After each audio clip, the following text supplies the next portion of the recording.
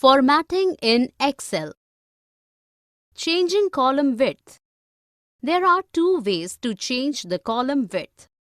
Using the menu bar. Place the cursor anywhere in the column whose width you want to be changed.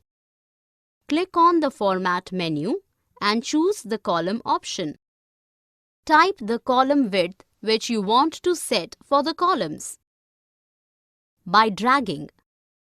Place the cursor between the borders of the two columns heading. The pointer will change to plus symbol.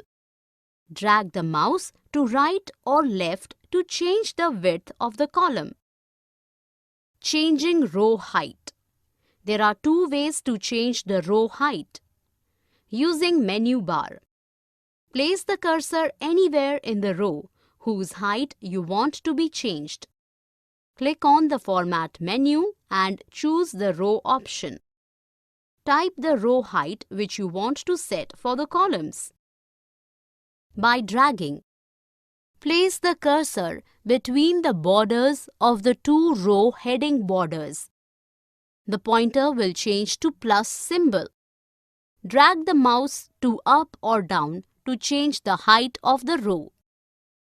Changing the font attributes. We can change the font style, size and color through the font attributes. We need to follow the following steps to change the font settings. Click on the cell whose font you want to format. Click on the Format menu and choose Cell option.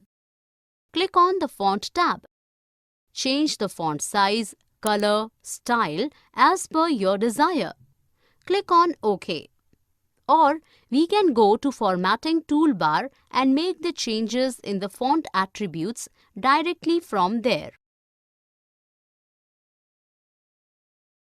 For more such videos on all subjects, practice questions and a lot more, download iPrep and learn unlimited.